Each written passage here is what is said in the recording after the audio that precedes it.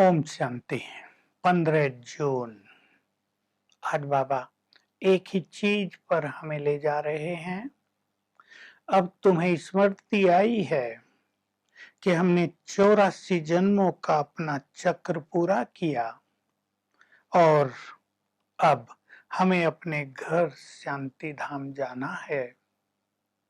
तो शांति धाम हमारा घर है जिसको कोई नहीं जानते।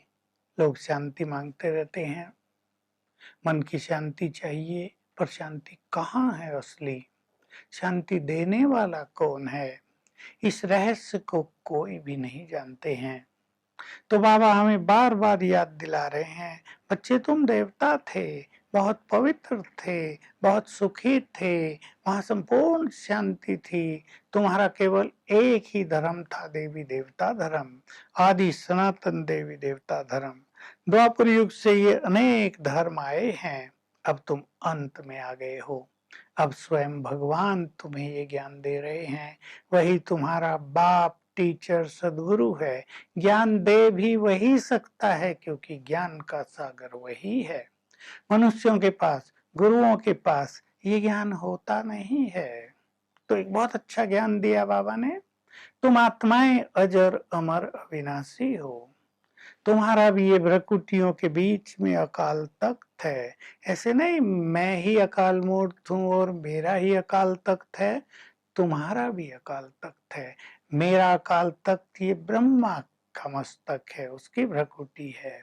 अमृतसर में अकाल तख्त बनाया है, वो इसकी ही यादगार में है। तो बाबा आज एक बहुत अच्छी हमें शिक्षा सावधानी भी देते हैं।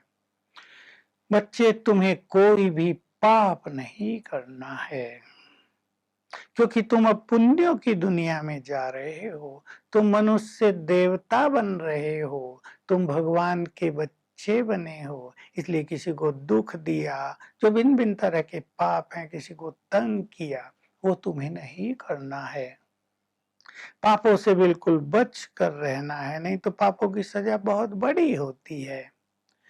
और बाबा कहते हैं बच्चे कोई पाप हो जाए तो बाप को सुना दो। बाबा को सुनाओगे, बाबा तुम्हें फट से हल्का कर देंगे। कई बच्चे सुनाते हैं, बाबा हमसे ये गलती हो गई, बाबा उन्हें हल्का कर देते हैं और सिखाते हैं तुम छोटे छोटे सूक्ष्म पाप कर्मों से भी कैसे बचो। बाबा कह रहे ये ब्रह्मा भी स्टूडेंट है, ये भी तुम जैसा है। तो क्यों कह रहे ये सूक्ष्म बात है? जब तक तुम कर्मातीत बनो तब तक कोई ना कोई सूक्ष्म विकर्म होता रहेगा। जब तुम कर्मातीत होंगे तो कोई भी सूक्ष्म विकर्म भी तुमसे नहीं होगा। ये बहुत ही अच्छा राज है हमारा। तुम विकर्माजीत बन जाओगे तो कर्मातीत होना, विकर्माजीत होना, ये दोनों चीजें साथ साथ चलती हैं। तो बाबा फिर याद दिला रहे हैं, ये झाड़, ये कल्प वृक्ष जिसमें आदि सनातन देवी देवता धर्म इसका तना है, अब वो धर्म नहीं रहा है। बाकी सब धर्म खड़े हैं, पाप आते हैं, पुनः उसी सत्य धर्म की स्थापना करते हैं और बाकी सभी धर्मों का विनाश करा देते हैं। तुम्हारे लिए स्वर्ग की रचना रच देते हैं। लोग भगवान को सृष्टि का रचयिता मानते हैं ना, लेकिन मैं सृष्टि का रचने वाला नहीं हूँ। सृष्टि तो अनादि अविनाशी है, मैं रचयिता हूँ स्वर्ग का। और तुम्हें मनुष्य से देवता बनाकर स्वर्ग में भेज देता हूँ। मैं राज नहीं करता, राज तुम्हें दे देता हूँ। तो बाबा ये सब चक्र आज हमसे घुमवा रहे हैं और कह रहे हैं तुम्हें अब घर जाना है। इसलिए तुम्हारी बुद्धि इस संसार में अब नहीं अटकनी चाहिए। धंधा धोरी करते भी हल्के रहो। जो कुछ तुम्हें इन आंखों से दिखता है अब उसे भूलते जाओ। जहां जाना है उसे याद करते रहो। भले ही तुम पुराने मकान में रहते हो, यानी पुरानी दुनिया में रहते हो, लेकिन तुम्हारी बुद्धि में रहनी चाहिए नई दुनिया, नया मकान, जहां तुम देवी देवता थे, विश्व पर राज करते थे। तो आज दोनों स्मृति दिला रहे हैं। अपने शांति धाम की भी और अपने स्वर्ग के धाम की भी। और मैं पुनः आ गया हूँ तुम्हारे लिए स्वर्ग की स्थापना करने के लिए। इसलिए तुम्हें मुझे याद करना है, राजयोग का अभ्यास करना है और पवित्र बनना है और पुण्य कर्म करने हैं। बाबा याद दिला रहे हैं, तुम देह भान में आते हो तो विकार आ जाते हैं और ये विकार ही तुमसे पाप कराते हैं। इसलिए इन विकारों को छोड़ते चलो। तुम युद्ध के मैदान में हो।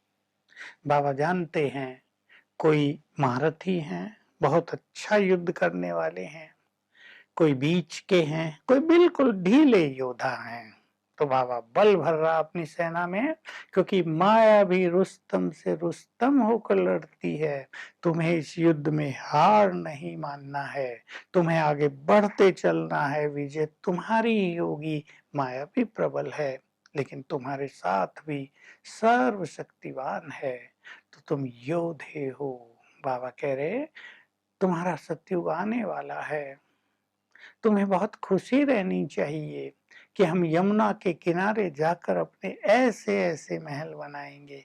तब हम बहुत थोड़े होंगे, बहुत सारे देवी देवता नहीं होते, 9-10 लाख होते हैं।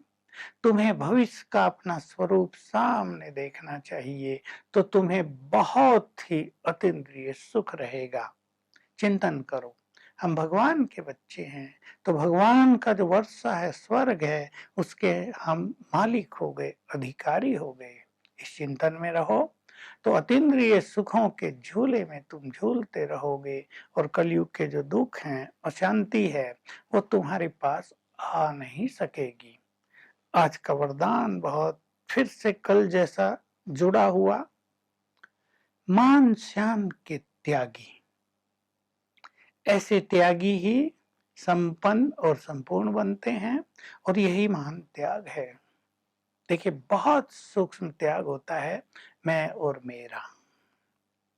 जो मैं और मेरे को पहचान ले, इस सूक्ष्म त्याग को कर ले, वो संपन्न और संपूर्ण बन जाते हैं। संसार इसी में तो उलझा हुआ है। ये मैंने किया, ये मेरा संस्कार, ये मेरा काम, ये मेरी जिम्मेदारी, ये केवल मैं ही करूंगा। ये मैं और मेरा आत्मा को गिरावट में ला रहा है। इसको त्याग करने वाले तुम सूक्ष्म त्यागी बन जाओ। आज का स्लोगन है, हाजी करते हुए सदा कार्यों में सहयोग का हाथ बढ़ाते रहेंगे तो दुआओं की मालाएं तुम्हारे गले में पड़ती रहेंगी। यानी तुम्हें बहुत दुआएं मिलेंगी जब सदा हाजी करोगे और एक दूसरे को सहयोग दोगे। तो आज हमें दोनों अभ्यास करने हैं। शांति धाम को देखेंगे, मुझे ये देह छोड़कर यहाँ आना है, और अपने स्वर्ग के राज को देखेंगे। इसके बाद मेरा स्वरूप ये होगा।